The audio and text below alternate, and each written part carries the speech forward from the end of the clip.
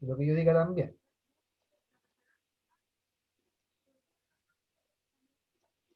Un segundito para poder buscarla.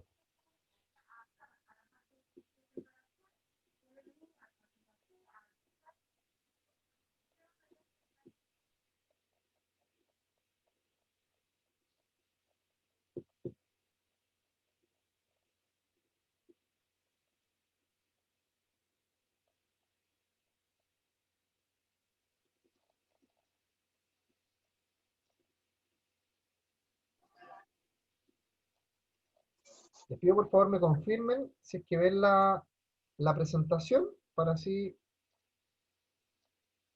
continuar. Ya. Sí, sí se ve. Gracias, Juan. Muy amable.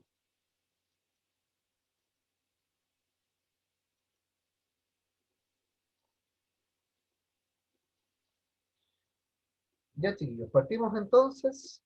Ahora sí que sí. Bienvenidos al módulo entonces de desarrollo organizacional. Vamos hoy día a trabajar con el cuadernillo número 1, que se refiere a la introducción del desarrollo organizacional. Les reitero, en la presentación yo voy a ir atendiendo algunos puntos específicos del cuadernillo. No vamos a trabajar página por página del cuadernillo, sino que ustedes también van a tener que estar atentos a lo que yo voy proyectando y en qué parte del cuadernillo lo van a encontrar. Eh, Así que vamos a él. Bueno, ustedes me conocen, la mayoría creo que tuvimos clase anteriormente, así que ahí están mis datos. También tienen mi correo electrónico, ante cualquier cosa. Después también, por intermedio del delegado o delegada que tengan de curso, le voy a pedir, ¿cierto?, que me dé su teléfono y también le voy a dar el mío para que podamos, ¿cierto?, igual coordinar algunas cositas respecto de la fecha de las evaluaciones o de los horarios también de conexión en el aula virtual. Vamos entonces a ver. Conceptualizando, esto es lo primero que nosotros tenemos que entender, que es la definición, ¿cierto?, del desarrollo organizacional. Cuando nosotros hablamos de desarrollo organizacional, que lo vamos a abreviar como DO, esa va a ser la abreviación que nosotros vamos a considerar de aquí en adelante. Nosotros tenemos que entender que el DO es un proceso que surge como una respuesta al cambio, ¿no? Acá dice que es una compleja estrategia educativa cuya finalidad es cambiar las creencias, actitudes, valores y estructura de las organizaciones, de tal forma que éstas puedan adaptarse mejor a nuevas tecnologías, mercados y retos, así como también al ritmo vertiginoso del cambio mismo. ¿Qué es lo que ocurre hoy día, chiquillos, a nivel organizacional? Nos encontramos con que el entorno está cambiando de forma constante. Las situaciones, el medio ambiente están cambiando de forma constante. Por tanto, al ocurrir eso, requiere que nosotros como organización y como miembros de una organización también estemos preparados para poder adecuarnos a esos procesos de cambio, ¿ya? Hoy día, por ejemplo, ustedes, bueno, lo han podido vivir en carne propia, que en el mes de marzo, o sea, perdón, en el mes de enero, febrero, nadie todavía dimensionaba los impactos, ¿cierto?, que iba a tener esta pandemia en el funcionamiento de las organizaciones y, por ejemplo, de aspectos como lo que es la educación. Sin embargo, hoy día nos vemos enfrentados a que todo se hace a través de la virtualidad. De hecho, hoy día palabras como el Zoom, palabras como el Meet, palabras como la videollamada, son palabras que prácticamente ustedes encuentran y comentan a diario, porque prácticamente hoy día nuestras vidas, ya sea familiar o laboral, en algún momento también tienen mucha relación con lo que es la videoconferencia, ¿ya? Cosa que antes no Hola, ocurría, profesor. ¿sí?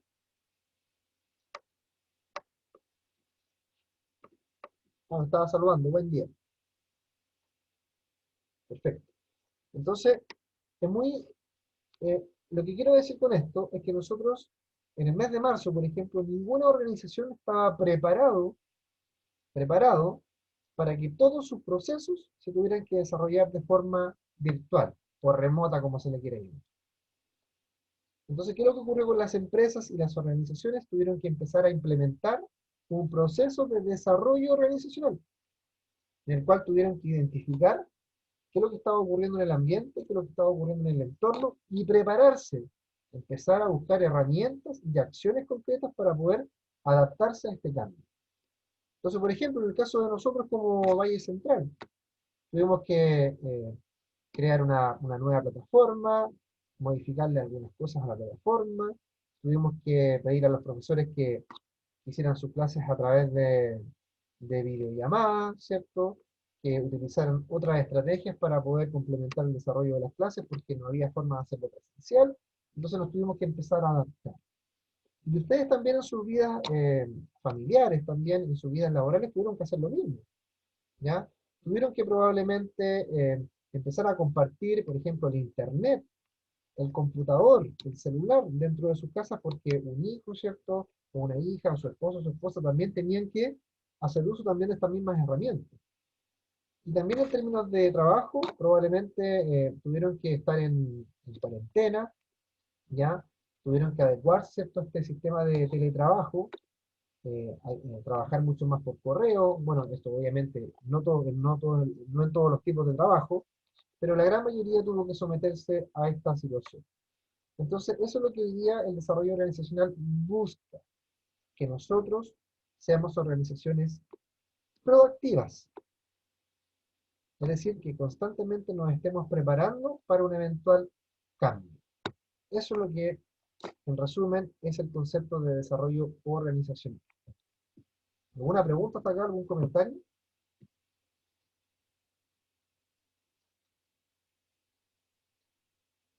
Ya, sigamos avanzando.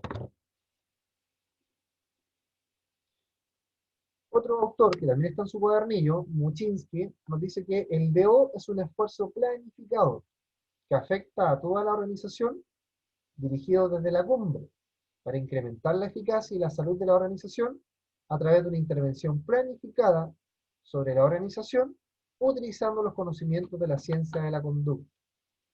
Por tanto, para nosotros poder implementar procesos de desarrollo organizacional en la empresa, en la organización, tenemos que apelar mucho a la parte conductual, a la parte psicológica, a cómo funcionan los grupos, a cómo funciona el individuo dentro de una organización. No es solamente con llegar y definir una nueva estructura. No es simplemente decir, no, la empresa hoy día vende arroz, mañana vende tallarines. No es solamente eso, sino que hoy día también tenemos que hacer la bajada de este proceso a los grupos de trabajo y a las personas en sí, para que entiendan de que para poder lograr los cambios que se requieren en función del entorno, tiene que ser sistematizado, planificado. ¿Cuáles son los puntos comunes sobre el DO? Esto también lo van a encontrar en su cuadernillo. Muy importante. El DO es un campo de la ciencia de la conducta, lo que les venía señalando hace un momentito.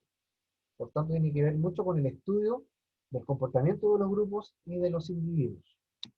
Tiene un carácter aplicado, es decir, operacional práctico. ¿Qué significa? Que lo que yo planifico, lo que yo busco desarrollar, tengo que llevarlo a la práctica. Eso es primordial. Después nos dice que busca el cambio planificado. Esto significa que yo tengo que ser proactivo, tengo que planificar mi cambio, no puedo cambiar por cambiar.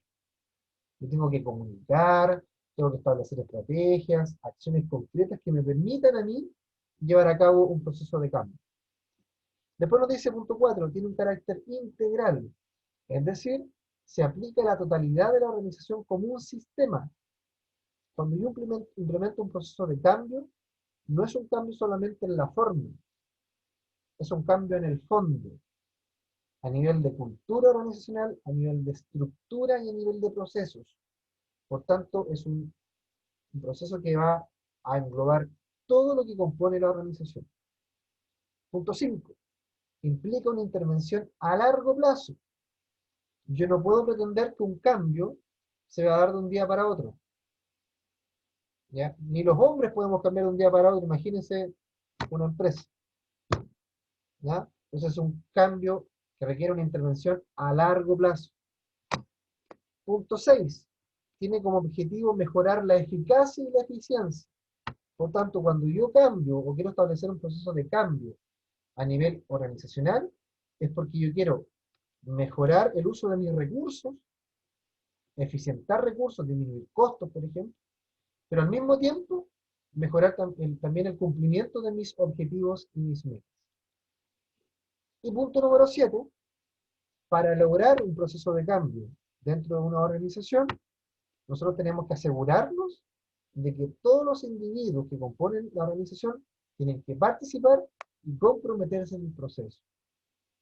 Si no, va a ser muy difícil llevar a cabo la implementación del cambio, porque probablemente lo vamos a hacer solamente por cumplir con una instrucción de la jefatura, pero en cuerpo y alma no es lo que vamos a realmente nosotros sentir. Entonces es muy importante contar con la participación y el compromiso de quienes componen la organización. ¿Alguna pregunta, chiquillos? ¿Algún comentario? ¿Algo que acotar? Si no, vamos avanzando.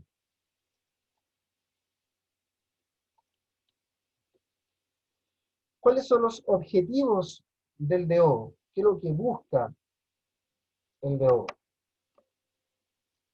En primer lugar, letra A, mejorar la efectividad organizacional. Es decir, que la organización funcione mejor, funcione bien. Y letra B, en segundo lugar, potenciar las relaciones humanas. Es decir, mejorar también la relación que existe entre los miembros de la organización. Mejorar el clima, fortalecer la cultura, resolver conflictos que pueden estar afectando el funcionamiento de la organización, etc. Entonces, por un lado tenemos el componente estructural y por otro lado también tenemos el componente humano. Mejorando esos dos conceptos, vamos a ser capaces, ¿cierto?, de poder implementar un proceso de cambio dentro de la organización. ¿Cuáles son algunos otros objetivos? Habla acá, aumentar el nivel de confianza y de apoyo. Aumentar la confrontación de los problemas empresariales. Creación de un ambiente. Incrementar la apertura de la comunicación. Incrementar el nivel de entusiasmo. Buscar soluciones sinérgicas a los problemas. Incrementar la responsabilidad tanto individual como grupal. ¿Ya? Entonces, tenemos varias cosas que nosotros podemos lograr cuando implementamos un proceso de desarrollo organizacional. Es multifactorial, incide en muchos aspectos del funcionamiento de una organización. Por eso que requiere tanta atención y también tanto cuidado. ¿Cuáles son las dimensiones del DO? Eso ustedes lo van a encontrar en su cuadernillo.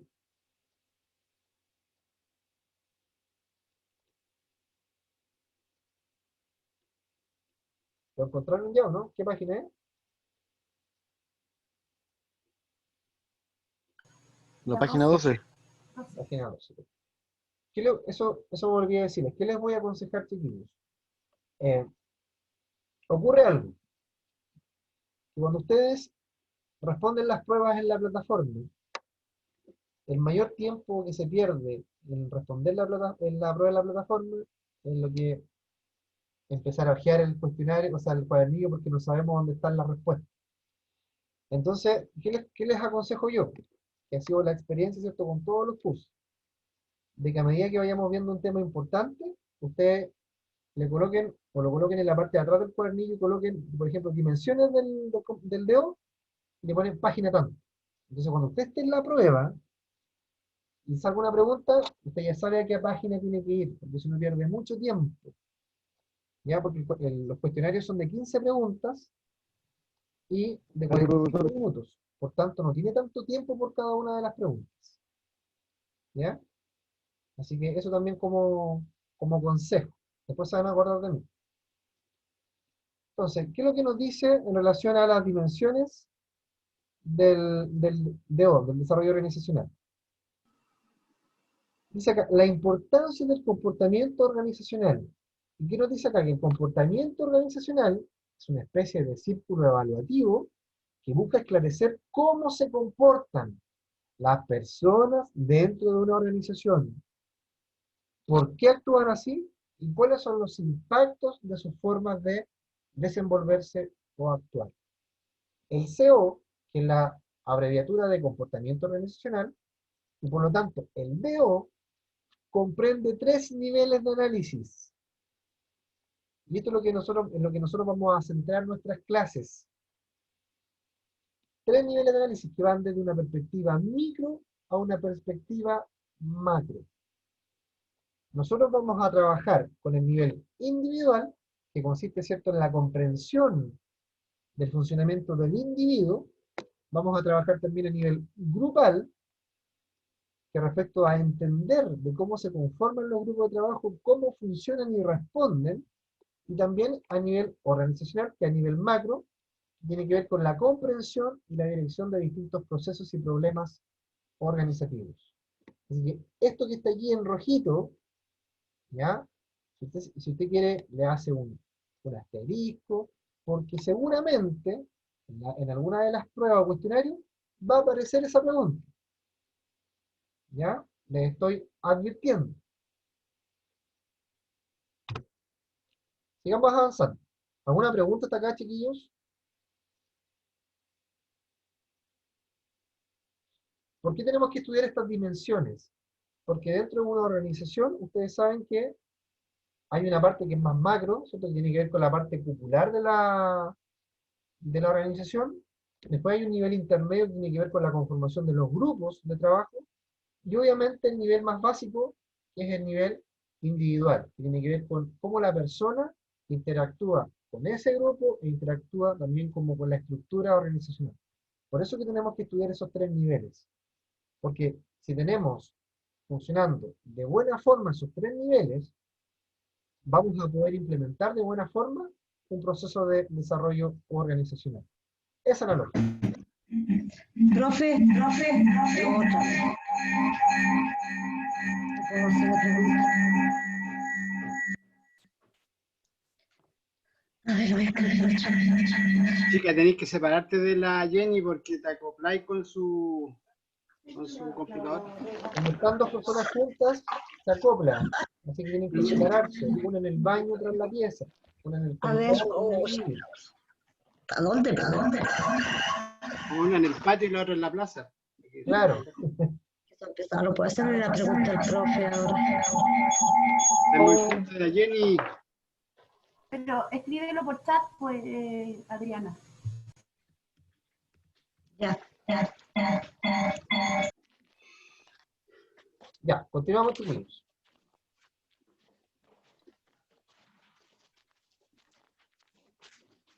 Fíjense en esta imagen que vemos adelante, de la lámina. Fíjense todo lo que influye en el comportamiento de una organización. Son muchos factores. Son muchos problemas, profe. ¿Ah? Son muchos problemas. Exactamente. Actitudes, personalidad, valores, motivación, percepción, toma de decisiones, comunicación, poder, conflicto, liderazgo, cambio, estrés, capital psicológico, grupo de trabajo, cultura, emociones y ánimo, inteligencia emocional. Entonces, imagínense lo difícil que resulta poder implementar un proceso de desarrollo organizacional o de cambio organizacional cuando tenemos que lograr que todos estos elementos, que todos estos factores, de cierta manera, se alineen y funcionen de la mejor forma posible para favorecer de buena forma un cambio.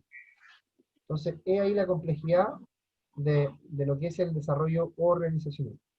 Profe, pero cuando hay encargados de hacer los cambios, cuesta también hacer entender a la gente que trabaja con uno que los cambios son para mejor. Cuesta harto hacerlo entender. Sí, de hecho, algo que vamos a conversar también en su momento tiene que ver con la bajada del mensaje, la bajada comunicacional. Hoy día los principales errores que cometen las organizaciones es que sus cambios solamente se comunican, pero no se incorpora a los trabajadores de todos los niveles en la creación del proceso de cambio o en la implementación del proceso de cambio. Lo imponen. Exactamente, muchas veces se impone en la mayoría de los casos. Lamentablemente ocurre de esa forma porque son procesos muy poco participativos, donde probablemente la decisión de cambio la toma solamente una jefatura o un gerente y no se consulta con los niveles intermedios o con los niveles más básicos. Entonces, es ahí también un gran desafío que tienen hoy día las organizaciones. Les recuerdo, chiquillos, apagar sus micrófonos, por favor.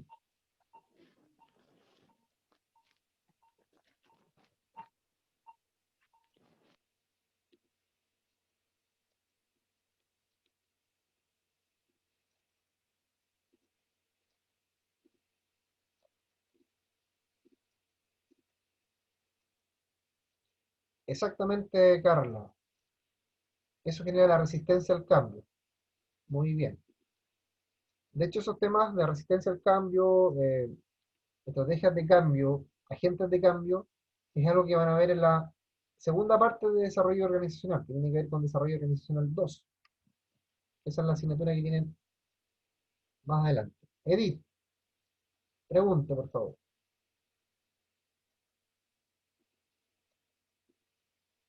¿Me escucho? No, nada, profesor. Pasé a Ah, apretar ya, eso. perfecto. Ya. Vamos avanzando entonces. ¿Qué es lo que ocurre a nivel individual? Interesan aspectos como la personalidad, la habilidad, los valores y actitudes y la motivación. Y a nivel grupal, ocurre que nos interesa conocer el proceso evolutivo de los grupos, variables de contingencia en el comportamiento de los grupos y cómo toman decisiones en grupo.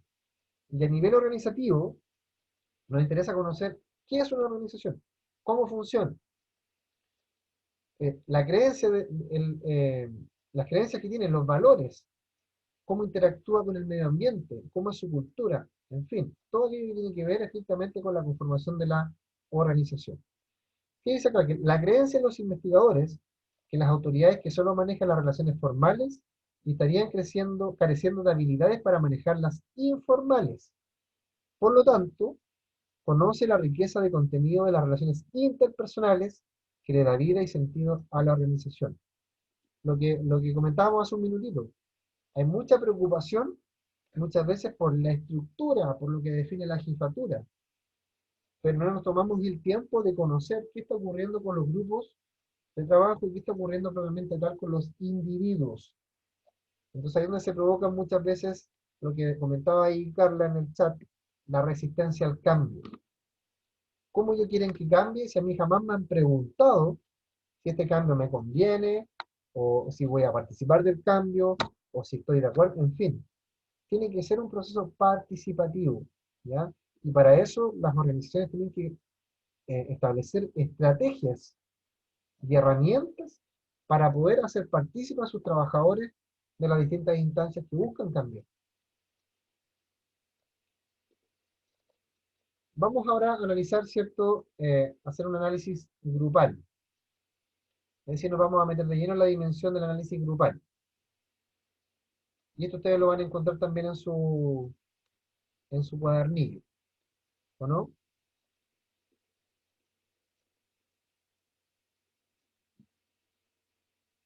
¿Sí? ¿No? Sí, De la página 15 en adelante. Exacto. Muy bien. Así es, Cristina. También dice Cristina acá, solo quieren imponer los cambios sin saber si los grupos están capacitados para ello. Muy bien. Así también funciona. Muchas veces los procesos de implementación de cambios van asociados a procesos de capacitación, de que en gran parte los cambios requieren, por ejemplo, la incorporación de nuevas tecnologías, el uso de nuevas maquinarias, de nuevas herramientas. Por tanto, si no somos capaces de entregar un buen proceso de capacitación o preparación para nuestros trabajadores, es probable que también haya una evidente resistencia al cambio. Vamos ahora con la dimensión grupal. Para nosotros poder hacer un análisis grupal dentro de una organización e identificar cómo se conforman los grupos, tenemos que identificar en primera instancia entre grupos primarios y grupos secundarios, ¿ya? Los grupos primarios son aquellos que se dan de forma espontánea, porque la vida así lo determinó. ¿ya? No hay una conformación orientada, no hay una conformación definida, sino que se dan de forma espontánea. Por ejemplo, la familia, ¿ya? Por ejemplo, supongamos, ¿cierto? En el trabajo, cuando usted llega a un nuevo empleo, usted se encuentra con que trabajan ya 10 personas ahí y usted pasa a formar parte de ese grupo, ¿ya? Es un grupo primario. Sin embargo, tenemos también los grupos secundarios, en los cuales, si bien hay una conformación, pero además empiezan a haber reglas establecidas. Es decir, este grupo ya empieza a tener algún grado de estructura. Por tanto, ahí es donde nosotros nos vamos a ir centrando, en aquellos grupos que de cierta manera se van formando a nivel organizacional y que te van teniendo cierta estructura definida. Y también tenemos los grupos formales e informales que también los vamos a revisar. ¿Preguntas hasta acá?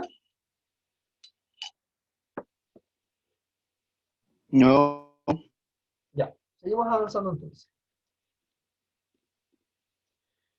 Fíjense en este mapa conceptual, en el cual van a entender muy claramente los tipos de grupos. Por el lado izquierdo acá habla de los grupos formales, ¿ya? Y por el lado derecho, ¿cierto? Habla de los grupos informales. Ustedes ahí en su cuadernillo van a encontrar la definición, ¿cierto? De algunos grupos. ¿No me equivoco?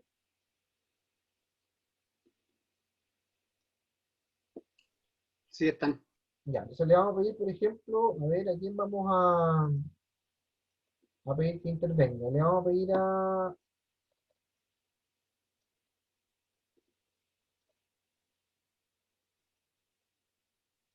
Ignacia Sepúlveda. ¿Está por ahí?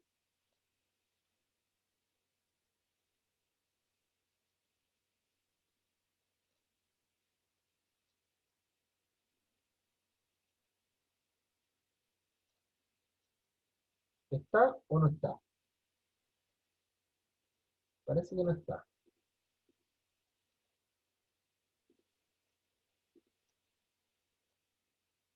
Mariana, ¿está Mariana?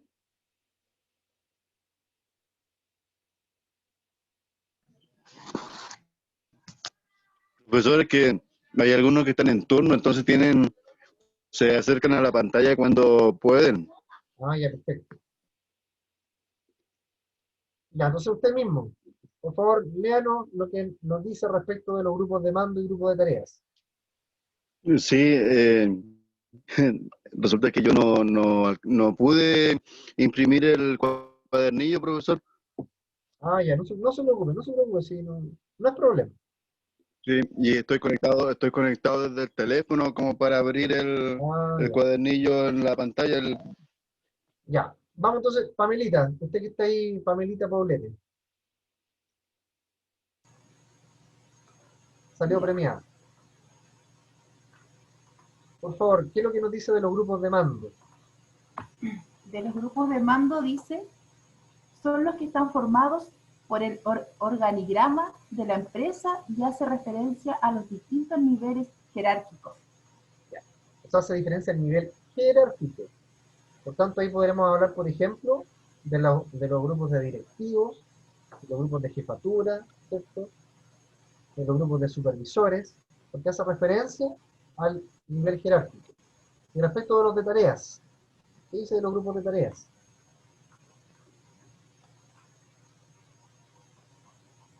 ¿De trabajo? ¿No? ¿Sí?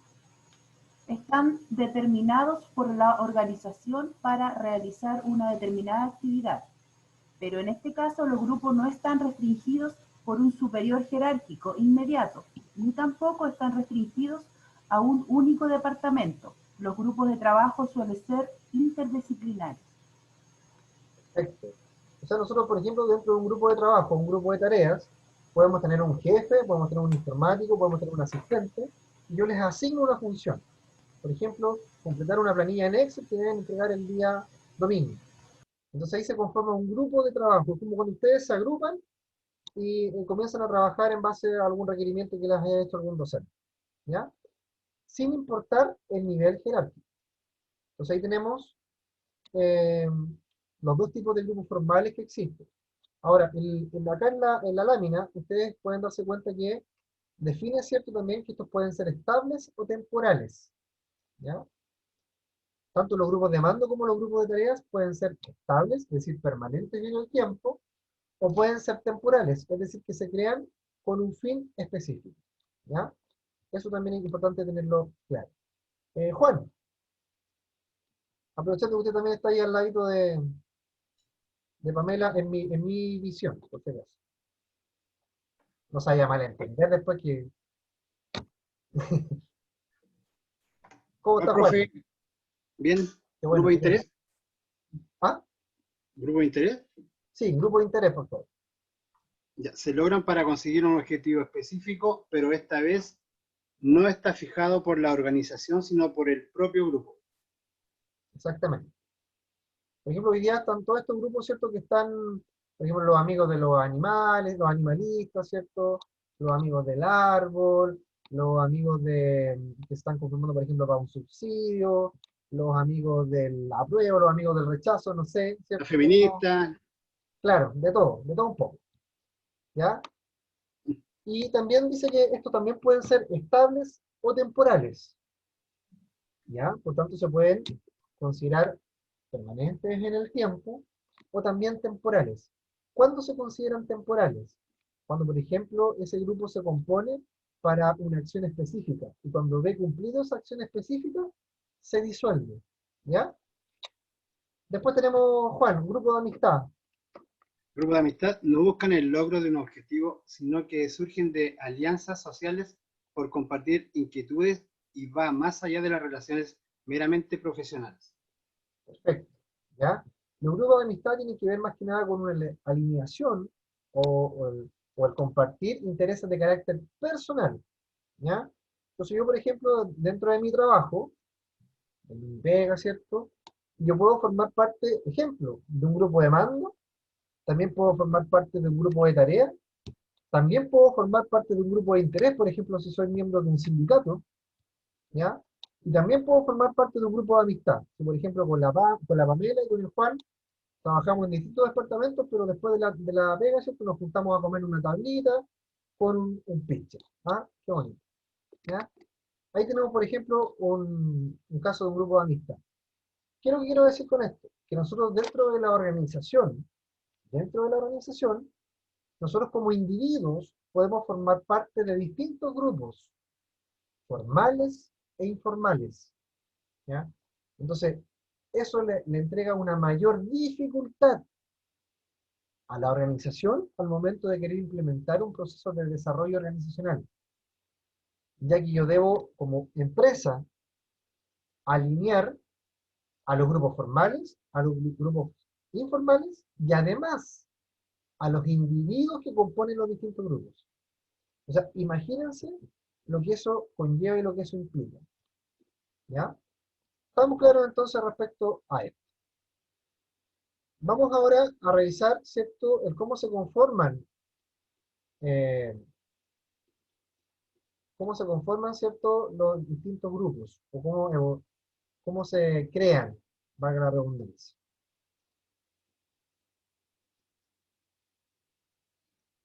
Me dice Luis por acá que la aplicación la saca de la conexión y le vuelve a conectar. No sé si alguien más tiene un problema. No sé si es un problema de conexión personal, yo creo. ¿Ya? Tiene que ver quizás con la señal de internet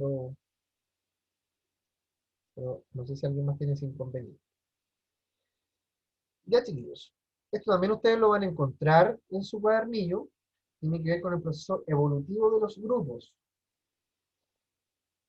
¿Ya?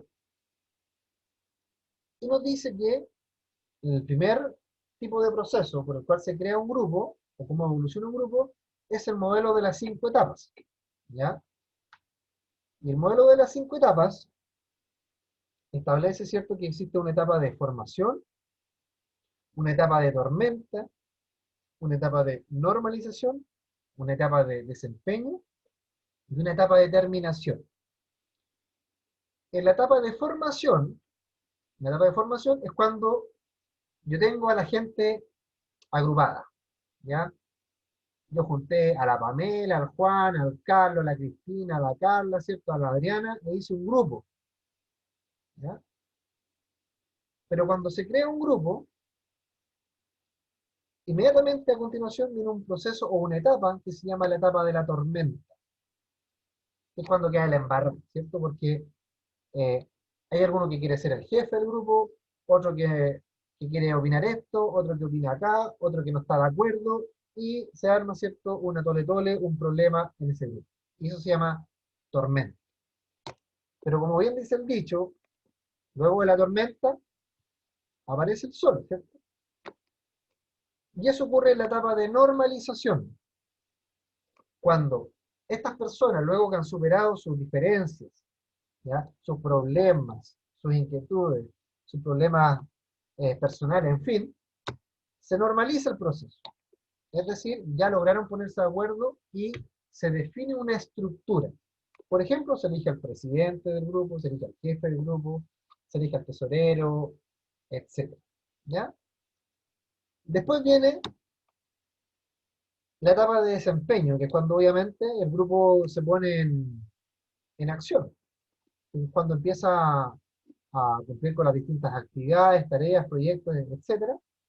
Para finalmente llegar a la etapa de terminación, que es cuando el grupo, una vez habiendo cumplido su objetivo por el cual fue creado, se disuelve. Ese es el modelo de las 5 etapas, ¿ya? Que es el modelo obviamente más comúnmente utilizado, más fácil de comprender, y que obviamente es lo que nosotros más podemos asociar al mundo real, a lo cotidiano, ¿ya? Así que, ojo con este modelo. Después, nosotros nos vamos a pasar al modelo del equilibrio interrumpido, ¿ya? Y este modelo tiene, la verdad que algunas complicaciones respecto de su explicación, ya que es un modelo que no podemos nosotros aplicar en todo tipo de grupos. No se da en todo tipo de grupos, ¿ya? Pero ¿qué es lo que nos dice el modelo del equilibrio interrumpido?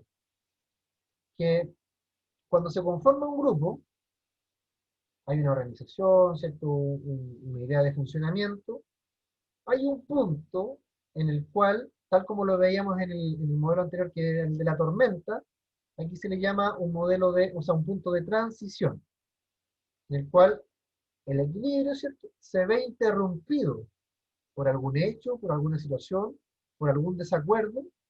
¿Y qué es lo que busca esta etapa de transición? Busca adecuar, busca corregir, mejorar, adecuar el funcionamiento del grupo de trabajo para que después continúe con su curso o cauce natural. Ese es el modelo del equilibrio interrumpido. Es decir, a medida que el grupo, cada vez que tenga alguna fricción, algún quiebre, va a haber una instancia de transición para buscar mejorar lo que ha ocurrido y buscar llegar a su punto de equilibrio. Eso es lo que nos dice, en palabras bien simples, este modelo, que es el modelo del equilibrio interrumpido. ¿Ya? Ahora, si nosotros comparamos este modelo con el modelo anterior, obviamente el modelo anterior es el que describe muy fácilmente, muy prácticamente, el cómo efectivamente funciona un grupo. Si un grupo así funciona, ¿ya? Entonces, este modelo del equilibrio interrumpido quizás nosotros pudiéramos aplicarlo a grupos que ya previamente están establecidos, que llevan ya un tiempo más bien trabajando, y por tanto no aplicaría para todos los grupos que nosotros conocemos comúnmente.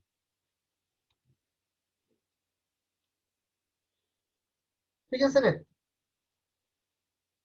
Características de los grupos. Esto yo lo que tenía, esto es lo que hicimos, ¿cierto?, con el último curso también, que tuvimos esta asignatura, que también ustedes lo van a tener que trabajar cuando se nos active la plataforma, pero vamos a avanzar.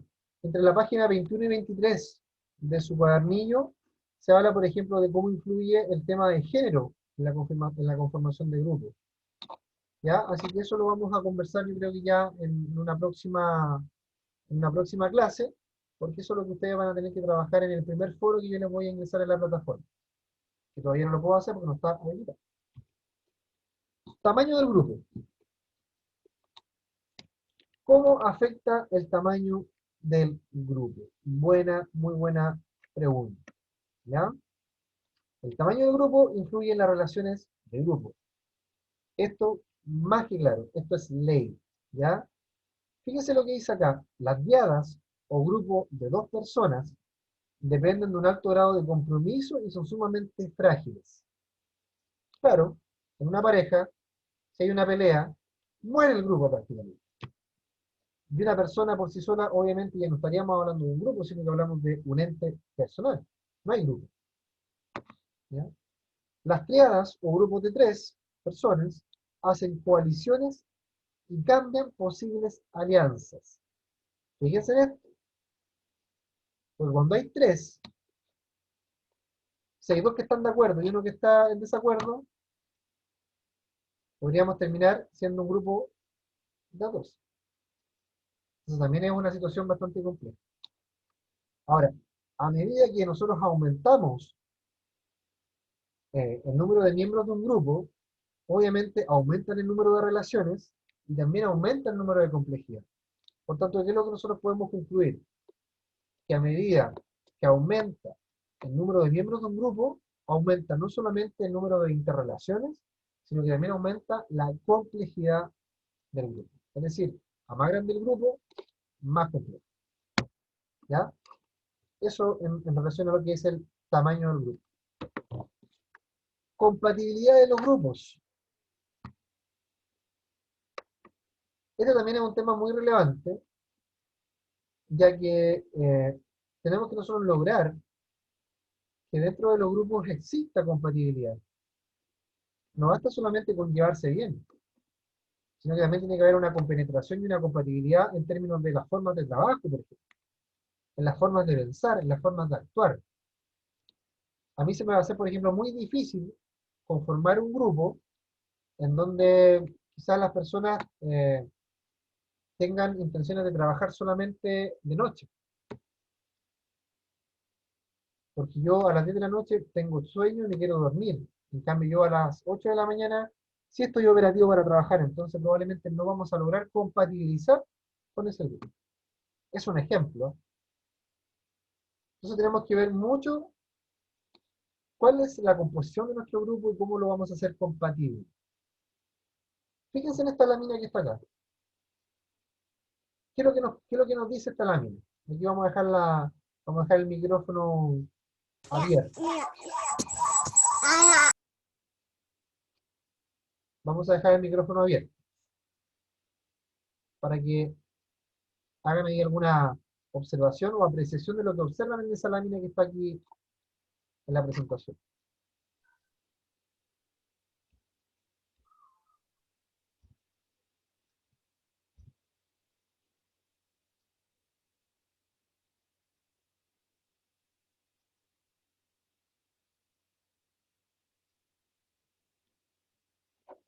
¿Alguien que se atreva a comentar qué es lo que ve en la lámina?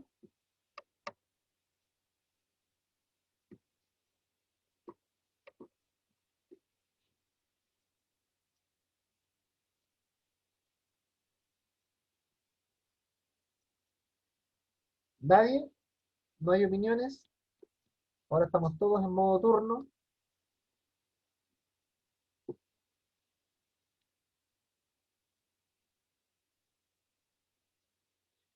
Ya.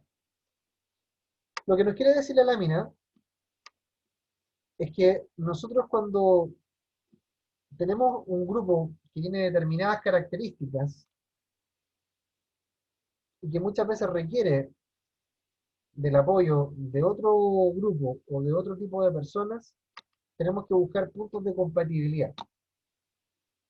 Tenemos que buscar puntos de encuentro. ¿Ya? Entonces, por ejemplo, cuando tenemos una persona que trabaja sola y que en algún momento requiere poder incorporar más personas a este grupo para poder trabajar, hablamos del concepto de inclusión. Es decir, yo necesito incorporar a más personas para poder operar mejor. También nos dice que cuando, por ejemplo, nos encontramos en un grupo que es demasiado flexible, hay algo que pudiera estar faltando para poder hacer ese grupo un tanto más compatible. Le falta un poco de control, ¿ya? Un poco más de jerarquía. Es decir, ese grupo que es excesivamente flexible tiende a buscar un mayor control o el establecimiento de ciertas jerarquías para darle una mayor estabilidad o compatibilidad a su grupo. Y en el otro ejemplo que tenemos ahí, nos habla, ¿cierto?, de la relación comercial. La relación comercial, quienes por ejemplo se dedican a las ventas o han trabajado alguna vez en ventas, saben que para poder tener un mejor resultado en una transacción comercial, ¿qué es lo que se requiere? Mayor apertura. Es decir, lograr establecer algún tipo de conexión, de contacto, en este caso con un posible comprador o vendedor, para así poder concretar efectivamente el proceso de compra o de venta. Entonces, en resumen, ¿qué es lo que nosotros tenemos que considerar? Que grupos que son compatibles son grupos que finalmente obtienen niveles altos de productividad. Eso es, en concreto, lo que nos enseña o nos muestra, ¿cierto?, lo que es la compatibilidad de grupos. A medida que yo tengo grupos más incompatibles, las diferencias van a proliferar, van a pesar por sobre los resultados de este grupo en concreto. Entonces es muy importante buscar siempre la compatibilidad. Heterogeneidad y homogeneidad de los grupos. Fíjense en esto. Ustedes saben, esto es materia de básica. ¿Se acuerdan cuando uno le enseñaba lo que era homogéneo y heterogéneo en matemática? En matemática parece que era. ¿Cierto? Que te ponían varios números, te ponían letras con números. Ahí te hacían jugar un poquito. Cuando nosotros hablamos de grupos heterogéneos, establecemos, ¿cierto?, que existen grupos que tienen individuos o personas con distintas características. Por ejemplo, podemos tener individuos con distintas profesiones, con distintos empleos, con distintas orientaciones, por ejemplo, sexuales, orientaciones políticas, con distintas razas, en fin, lo que ustedes se les ocurra. Y cuando hablamos de grupos homogéneos, generalmente tenemos obviamente una unificación en cuanto, por ejemplo, al criterio de formación. Por ejemplo, no, que todos los de este grupo son todos hinchas de Deportes Temuco, ¿ya? Entonces establecemos un criterio de unidad. ¿Qué es lo que ocurre en su desarrollo, en su comportamiento? Cuando tenemos grupos heterogéneos, ¿ya?, hay mayor diversidad también en la significancia de las cosas. Lo que yo diga, para uno puede tener distintas interpretaciones que para otro, ¿ya? Para alguien puede ser ofensivo, no ofensivo. Las conversaciones también son multicentradas. ¿Qué significa esto? Que tienen distintos análisis, tienen distintas visiones, ¿ya? Y también hay cuestionamiento. Como hay distintas posiciones, hay siempre un factor de cuestionamiento. Cuando hay un factor de cuestionamiento, obviamente va a ser más difícil lograr que ese grupo se ponga de acuerdo. Y por otra parte, en un grupo homogéneo, vamos a encontrar con que existe una mayor intensidad en el consenso. ¿Y esto a qué se debe? Porque obviamente las características de los individuos que lo componen son más similares. Son más afines en pensamiento, más afines en actitud, y por tanto el discurso se transforma plano y consensual. No hay mucha cuestión, ¿ya? Entonces, ahora, ¿cuál es la lógica de tener en uno y otro grupo? Es que cada grupo también me va a permitir aportar en distintas situaciones.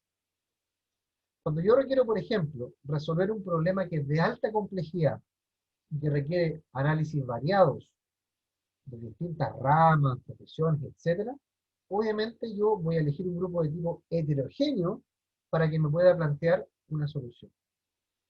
Sin embargo, cuando nos enfrentamos ante un problema bastante básico, ¿ya?, a un problema bastante racional, muchas veces compartido por todos, es probable que yo le asigne la tarea o la función a un grupo de carácter homogéneo, porque probablemente requiere una respuesta rápida y fácil, y que no tenga mucho cuestionamiento, sino que más bien se haga efectivo. Entonces, a medida que el problema es más complejo, voy a buscar generalmente grupos heterogéneos, y a medida que es menor complejo, grupos homogéneos.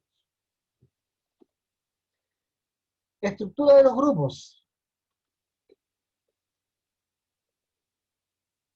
Esto también ustedes lo van a encontrar en su cuadernillo, donde habla, ¿cierto?, de los roles que cumplen, ¿cierto?, los individuos dentro de los grupos.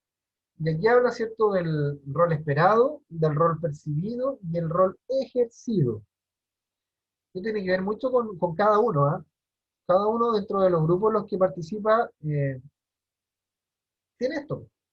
Tiene un rol esperado, es decir, el papel que uno decide jugar en el grupo. Tiene un rol percibido, que es el papel que cree haber jugado en el grupo. Y también está el rol ejercido, que es el papel que ha jugado en la realidad. ¿Ya? Por tanto, los roles que uno cumple en un determinado grupo son muy subjetivos, en el sentido de que también tienen que ver mucho con el ego, ¿cierto? Con la presunción que uno puede tener de sus acciones y de sus habilidades. Tiene que ver también mucho con la conformación del grupo. Entonces, es importante de analizar cómo se desarrollan los roles dentro de un determinado grupo. ¿Ya? Ahora, ¿por qué es importante, por ejemplo, el rol percibido? Que yo creo que a mi parecer toma una mayor relevancia que los otros. Porque también eh, se da una brecha, en el sentido de que el rol percibido es lo que yo creo haber hecho, pero también tiene que ver con lo que los otros esperan de mí. ¿Ya? Tiene que ver mucho con las expectativas. Cuando nosotros formamos parte de un grupo, cuando decidimos formar parte de un grupo, es porque tenemos una expectativa. Nadie crea un grupo por nada. El grupo se crea porque hay una expectativa, hay un objetivo, hay una idea de lo que queremos hacer. Entonces ahí tenemos las opciones, ¿cierto?, de dar cumplimiento a esas expectativas o no cumplirlas. Y por eso es que se establecen los roles. ¿Ya? Entonces el rol esperado dice que es el conjunto de conductas o comportamientos que esperan los miembros del grupo del ocupante de una posición. El rol percibido es el conjunto de comportamientos que el ocupante de una posición percibe que debe representar. Y el rol representado es el grupo de comportamientos que el ocupante de una posición realmente desempeña. ¿Qué es lo que sería lo ideal? Que obviamente los tres roles estuvieran alineados. Que yo efectivamente tenga claridad del rol que voy a jugar en el grupo, tenga claridad de cuáles son las expectativas que tienen de mí y lo que yo realmente voy a creer hacer, y también lo que efectivamente yo hago. Esa es la idea dentro de un grupo. Que tengan claridad respecto a estos tres roles, cómo se conjugan y cómo funcionan. Después tenemos las relaciones intragrupo, ¿ya? Y las relaciones intragrupo tienen un sinfín de variables, un sinfín de características que hacen que esto sea algo totalmente dinámico, algo totalmente complejo. Pero sé que las relaciones intragrupo nos dice que se refiere a las características de los miembros del grupo, como son la edad, sexo, la inteligencia, etc. Y este factor dice que puede ser demostrable en la conformidad del grupo, aun cuando esta demostración no sea muy intensa. Se puede apreciar en grupos que tengan un alto nivel de inteligencia, ya que estos tienden a estar menos conformes que 105 de más. También se puede ver en los grupos de mujeres, porque estas se conforman en forma más fácil que los hombres. ¿Ya? Entonces, ¿qué nos dice acá? Que la creación de un grupo, la conformación de un grupo tiene que ver mucho, ¿cierto?, con ciertos rasgos o características de los individuos que componen ese grupo. Entonces aquí puede incidir, por ejemplo, el sexo, la inteligencia, la personalidad, la actitud, ¿ya? Son muchos elementos los que se pueden conjugar. Y también aquí establece ciertas teorías, ya que si bien no las menciona, no sé yo si están comprobadas o no, pero por ejemplo nos dice que en el caso de las mujeres es más fácil agruparse que en el caso de los hombres, ¿ya? No, no podría decir si sí o si no. Yo creo que va a depender, ¿cierto?, de las características base de quizás del grupo de personas, o también va a depender del objetivo o del contexto en el cual se encuentren estas personas y que busquen agruparse. No sé ahí qué opinan ustedes respecto de si es más fácil agruparse como mujeres o agruparse como hombres. No sé qué opinan ahí al respecto. Les dejo abierta la opinión.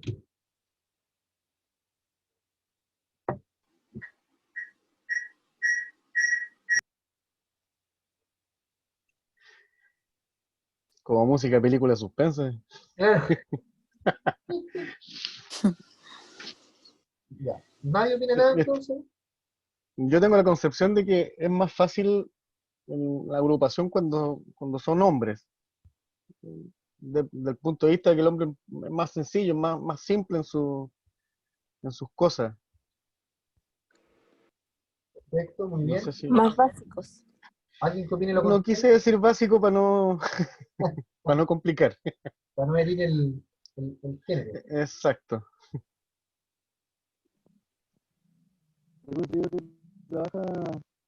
Mira, Cristina dice que es más fácil en forma mixta.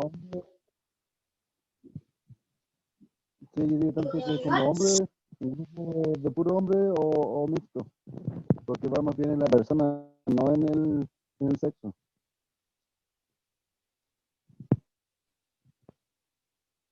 Alguien habló por ahí, no le ¿Me escuchamos entendió? muy bien. Sí, sí, le decía que, Mauricio, le decía que para, o sea, según mi percepción, se puede trabajar bien tanto con un grupo de puro hombre o un grupo mixto, pero va más bien en la persona, no en el sexo. Perfecto, muy bien. Si la persona es complicada, puede ser mujer o hombre, pero es complicado y el trabajo no se va a desarrollar bien, po. Pero en cambio, si no, estamos hablando de personas que no son complicadas, uno puede trabajar bien siendo mujer o hombre. Perfecto. Bien. Carla Guard dice algo acá, dice, yo creo que tiene mucho que ver con la facilidad de expresar emociones de nosotros las mujeres. Es decir, hay más posibilidad de que un grupo se disuelva rápido y también se afiate rápido. Puede ser, ¿cierto? Ah, ya. Perfecto. Ya. O sea, del caos a la normalidad, puede ser.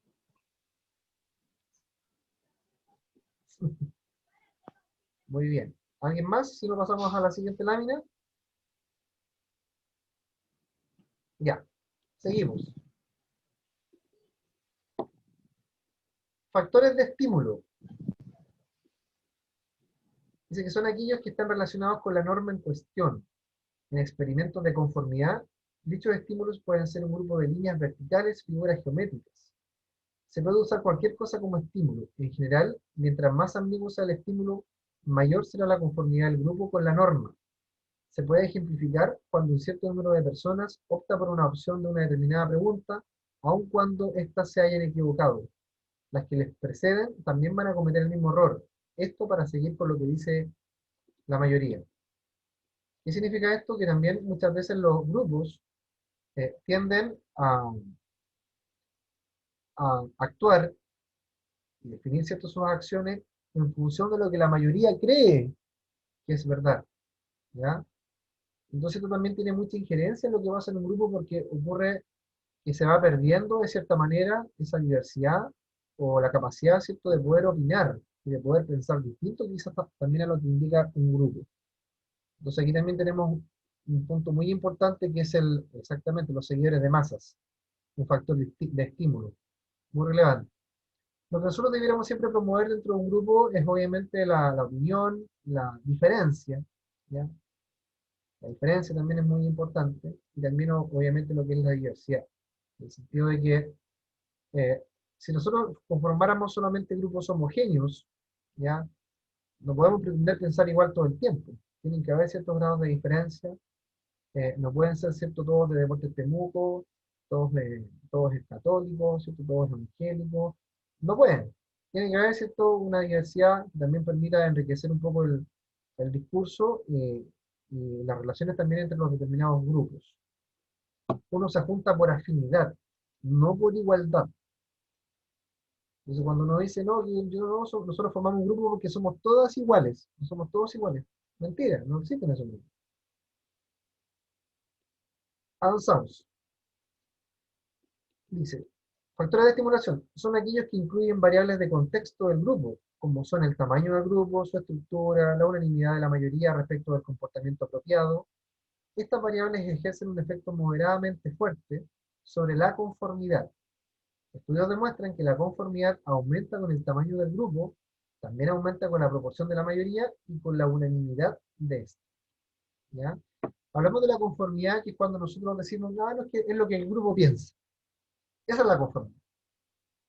Y a medida que el grupo aumenta y hay mayor uniformidad de criterio, como que se normaliza el tema. Existe una conformidad habitual. Entonces, eso es lo que coarta un poco el libre pensamiento, ¿cierto? La diferencia de opinión, la aparición, ¿cierto?, también de ciertas diferencias o cuestionamientos. Por tanto, también hay que tener mucho cuidado con eso, tal como lo decía por el chat Carla, que los seguidores de masas, hay que cuestionarse un poquito las cosas, hay que tomar decisiones propias y también cuestionar, porque muchas veces también leemos u observamos. No todo es negro o blanco. Comunicación grupal. ¿Cómo se da la comunicación en los grupos? Aquí tenemos, ¿cierto?, algunos ejemplos. Dentro de su cuadernillo también ustedes van a encontrar algunas formas de comunicación grupal. Sí, lo más común que nosotros vemos en la red en cadena, que es lo que hablábamos delante, por ejemplo, del teléfono, que de la D a la A, a la B, a la C, se transmite una información. Tenemos también la red en estrella, y cuando de un punto central se desparrama la información, ¿cierto?, a otros puntos equidistantes, es decir, a personas similares, ¿ya? O personas que tienen un mismo nivel jerárquico. Por ejemplo, si un asistente de recursos humanos le comunica al jefe de recursos humanos, al jefe de finanzas, al jefe de abastecimiento y al jefe de postventa la misma información.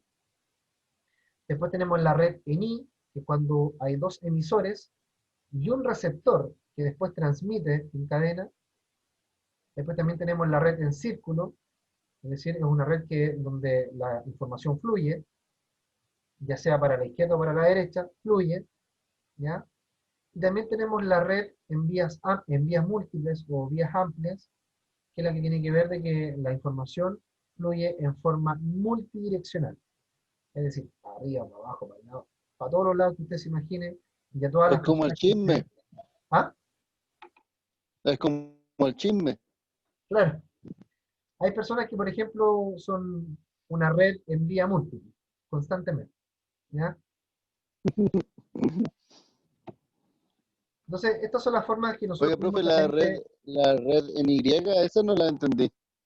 La red en Y es cuando, por ejemplo, hay dos emisores Sí, o sea, entendí que hay dos, pero ¿a qué se puede asociar ese tipo de comunicación. de comunicación? Sí. Bueno, ocurre, por ejemplo, cuando yo estoy, supongamos, en un grupo de trabajo, ¿ya? Y a mí me llega una información por ejemplo, me llega una información de Pamela, y al mismo tiempo también me llega una información de Juan. Entonces, ¿qué es lo que hago yo con las dos informaciones? Ah, ya. Las organizo y después transmito a continuación. Eso ocurre en la red I, Ah, ya, profe. ¿ya? Ah, ya. Quedé súper. Gracias. Después también tenemos la red de comunicación informal, donde vamos a encontrar la cadena en línea, que sin querer se da en línea, la comunicación va fluyendo. Y aquí está lo que decía usted, Mauricio, el rumor. ¿Ya? El rumor es parte de una red de comunicación informal, que es muy parecida a la que vimos acá, que es la red en vías múltiples, que era formal, pero acá la tenemos como ejemplo de vía informal. Y también está la cadena casual, que es como cuando dice, oye, ¿sabes qué? El otro día me encontré con tal y y después a otro sin querer también le conté lo mismo y se da una casualidad en el traspaso de la información. No hay una intencionalidad en repartir para todos lados como ocurre en el rumor, ¿ya? Entonces a eso se refiere la cadena casual. Tareas y metas grupales. Y creo que con esto ya estamos prácticamente, no sé si finalizando o no, pero anduvimos bastante rápido, la verdad. Pensé que no íbamos a demorar más. Se han portado muy bien. Sí, nos queda muy poquito. Juan ya está preparado ya para el superclásico, estoy viendo ahí. Está equipado. Suerte nomás. Lo único que le puedo decir. Fíjense en esto. En los grupos de trabajo, nosotros vamos a tener que cada individuo tiene ciertas metas u objetivos dentro de la organización. Ustedes probablemente en su cuadernillo van a encontrar que algunos conceptos no son los mismos. ¿O me equivoco?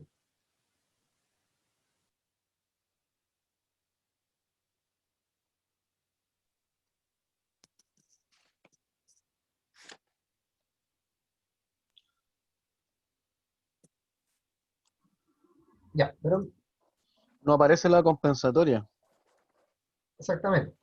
¿Ya? aparece Producto la conjuntiva, aditiva, conjuntiva, disyuntiva. Exacto. Entonces después ustedes lo complementan con lo que vamos a conversar acá, ¿ya?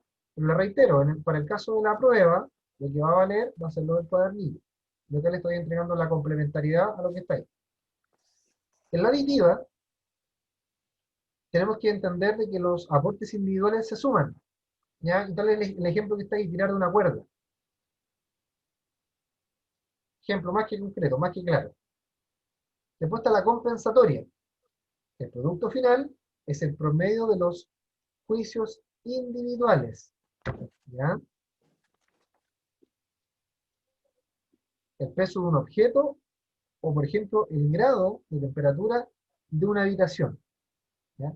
Entonces mis aportes pueden ser de carácter compensatorios, es decir, para poder subsanar una debilidad, para poder subsanar una injusticia, en fin.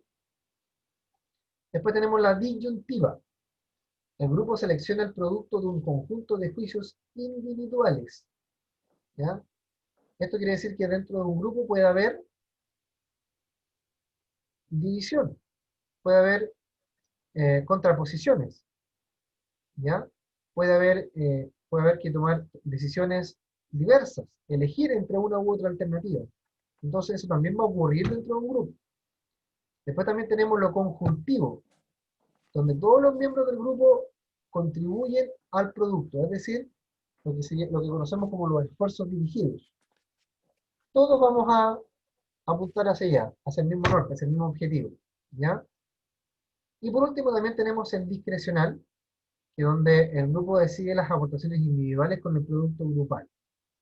Es decir, lo que ustedes hacen generalmente cuando hacen un trabajo en grupo. Todos saben que hay que hacer un trabajo en grupo, pero ustedes se dividen el trabajo. Y le dicen, ¿cierto?, a Josué que tiene que hacer esta parte, a Mauricio que tiene que hacer esta parte, a Javiera también que tiene que hacer, a la Edith, a la Gladys, en fin. Y hay uno que antes de entregar el trabajo, lo junta, ¿cierto?, y lo revisa muy bien las partes que le enviaron sus compañeros, ¿cierto? Revisa que tengan la misma letra, que tengan el mismo formato, que nadie haya copiado y pegado, que esté todo pero impecable, lo arma en un solo trabajo, ¿cierto? Y lo envía, ¿cierto? Esa es la lógica, ¿no? Y eso es discrecional. Entonces, esas son las tipologías de tareas que ocurren dentro también de un grupo, ¿ya?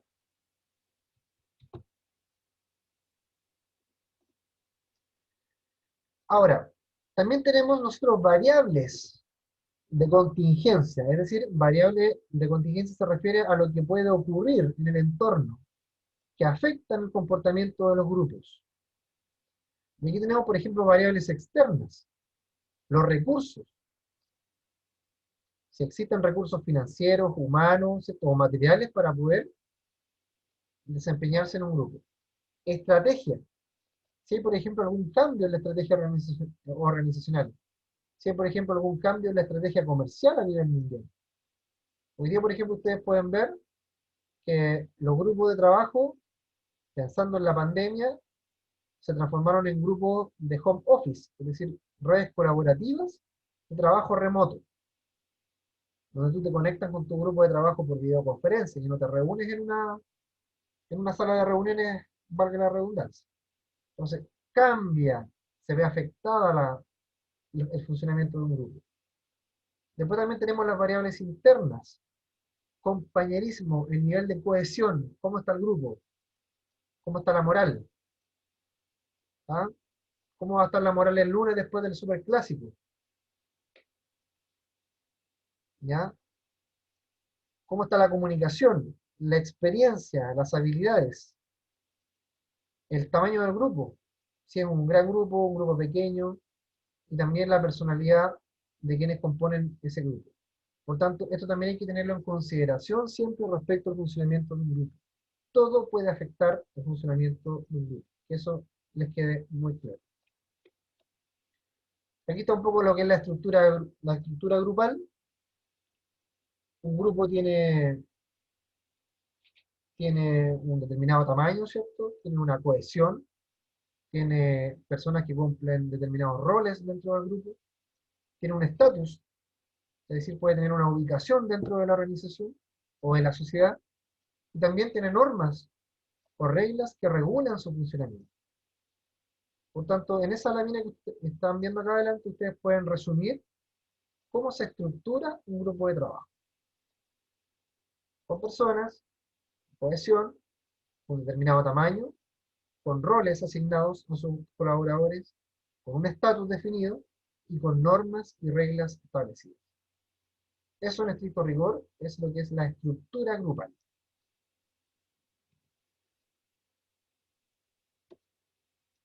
Y por último,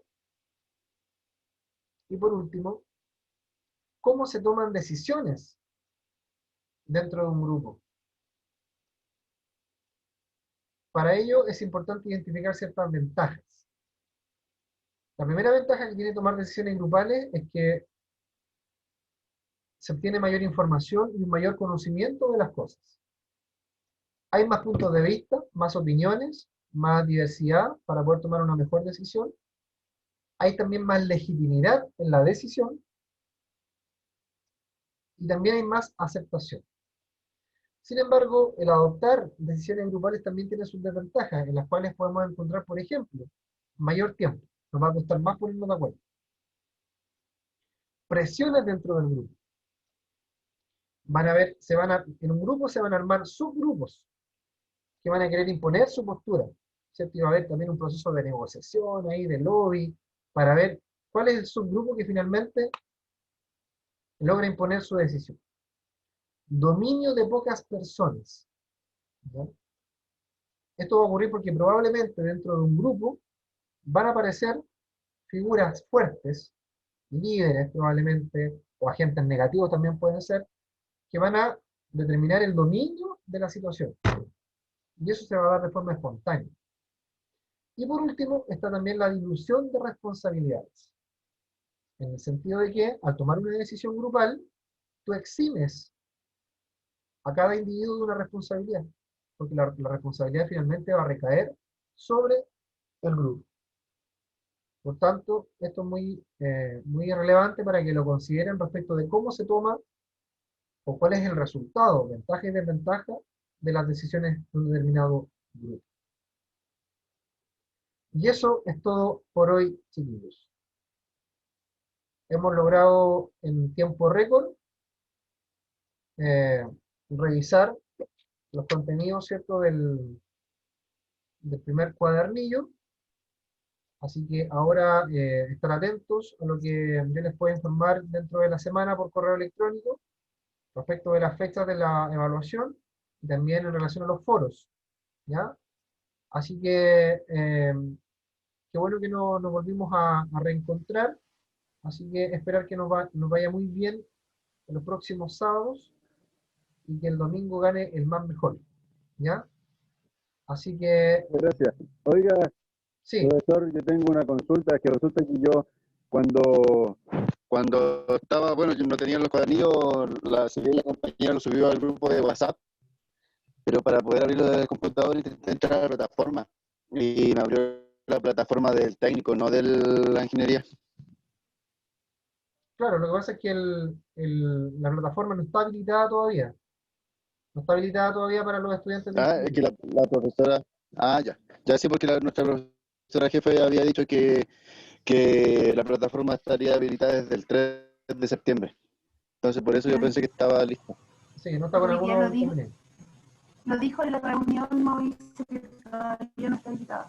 Sí, hay que tener un poco de paciencia, chiquillos. No, la Ah, plataforma ya. no se va a Ah, ir, ya no va a no, arrancar. yo hacía la pregunta porque me conecté más tarde Ya. con la profesora. Sí. No se preocupen, chiquillos, el mundo no se va a acabar porque todavía no aparece en la plataforma. Paciencia, aprovechen de descansar de la plataforma todavía, mientras no aparezca.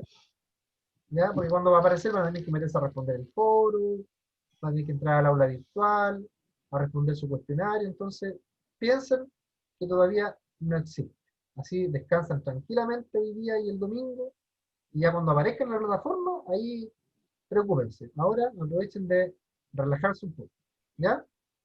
Así que eso, chiquillos. Estamos comunicados entonces. Yo ahora en un ratito más les voy a enviar el link de la clase por YouTube y nos vemos el próximo sábado a las 10 de la mañana. Por favor, puntualidad para partir máximo a las 10:10. ¿Ya? Ya, Ya, profe. profe. Ya, Ya, chiquillos. profe. Que estén muy bien. Nos vemos. Muchas gracias. Que tenga buen fin de semana. Ya, profe, Que estén mañana- bien. Nos mañana- vemos. Muchachos, nos vemos. Ahora hablaron todos. Chao. Chao. Ahora se les acabó el sueño a todos. Sí.